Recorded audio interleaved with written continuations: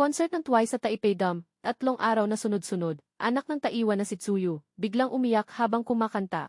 Umalis pa sa gitna ng palabas, ang dahilan ay, nang makita ang suporta ng fans sa Taiwan, sobrang nakakaantig. At si Tsuyu ay nandoon din, nagturo ng Taiwanese sa mga miyembro, kahit medyo hindi tama ang bigkas, pero cute ang interaction, lubos na natuwa ang fans.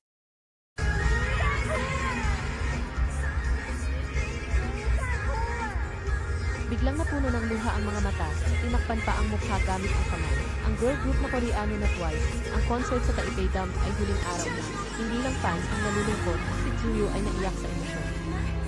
Kanina hindi ko rin alam kung bakit, pero pakiramdam ko ang Moonlight Sunrise. Biglang parang napakalungkot pakinggan ng kantang iyon. Tsuyu, huwag kang umiyak, nasasaktan ang fans nang makita ito.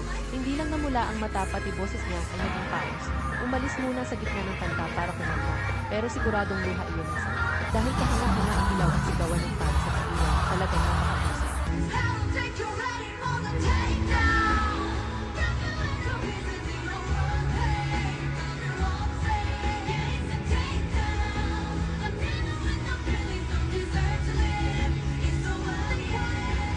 Kinanta ang sikat na kanta, kinanta rin nila ang Takedown na galing sa Demon Hunters, puno ng enerhiya, pero may cute side rin ang mga miyembro.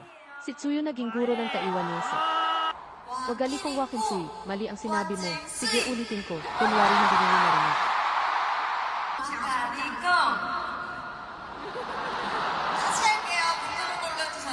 Hindi masyadong tama ang kanilang pagbigkas, agad na itinama ni Tsuyu, cute na interaction sumigaw ang buong crowd.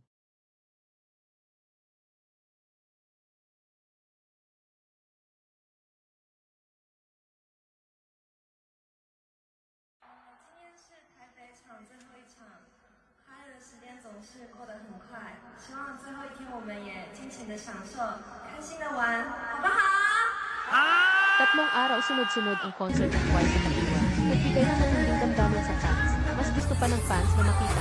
Sana madalas makauwi si Tsuyu.